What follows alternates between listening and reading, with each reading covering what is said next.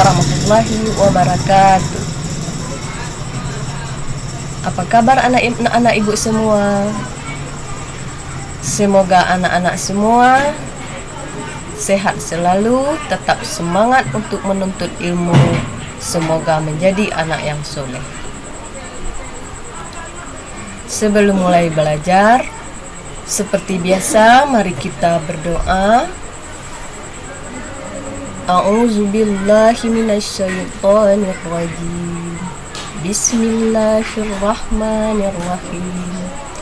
Rabbishrah li sadri wa yassir li amri wahlul 'uqdatam min lisani yafqahu qawli.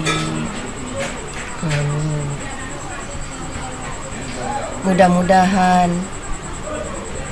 doa kita diijabah dan dikabulkan oleh Allah Subhanahu wa taala. Amin ya rabbal alamin.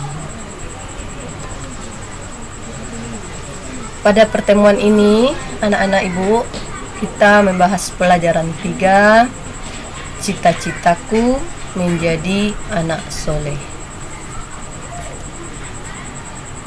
Dengan materi pembelajaran, sikap hormat dan patuh kepada orang tua.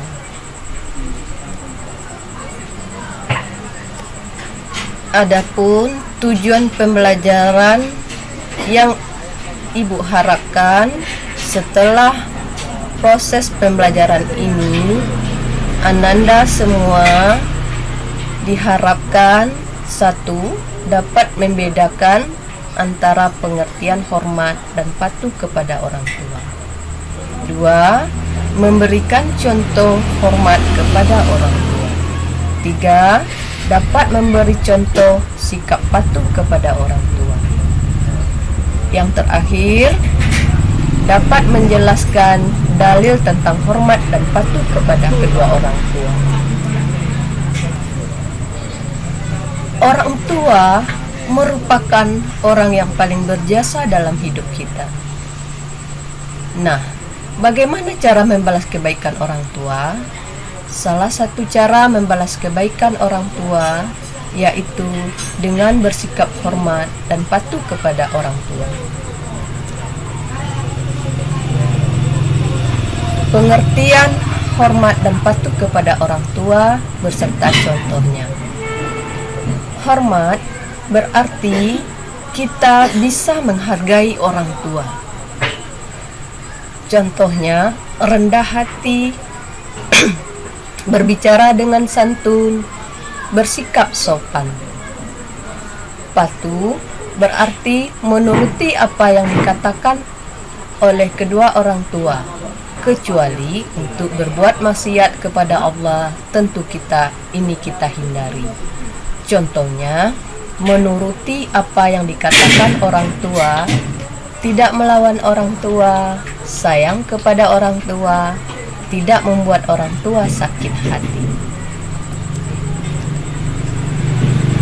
Banyak sekali ayat-ayat Al-Quran, dalil dari Al-Quran yang menjelaskan anjuran sikap hormat dan patuh kepada orang tua. Salah satunya dalam Quran surat Al-Isra ayat 24 yang artinya, dan rendahkanlah dirimu terhadap mereka berdua dengan penuh kasih sayang, dan ucapkanlah, wahai Tuhanku, kasihanilah mereka berdua sebagaimana mereka telah mendidikku di waktu kecil. Kemudian dalam hadis dapat juga kita melihat penjelasan dari hadis yang diriwayatkan oleh At-Tirmizi yang artinya, ridho Allah itu tergantung ridho kedua orang tua, dan murka Allah juga tergantung pada murka kedua orang tua. Ini berarti kita harus menjaga sikap dan kita kepada kedua orang tua, karena segala sesuatu yang kita lakukan akan diridhai oleh Allah atas ridho orang tua kita, dalam arti orang tua kita setuju apa yang kita lakukan. Dengan demikian, anak ibu harus berhati-hati dan menjaga sikap kepada kedua orang tua. Saking agungnya ras dan hormat kita yang dianjurkan oleh Allah kepada orang tua kita, sehingga kita pun diajarkan untuk berdoa kepada kedua orang tua kita dalam Al-Quran, seperti Allahumma firli wali walidayya warhamhuma kama rabbayani shaghira.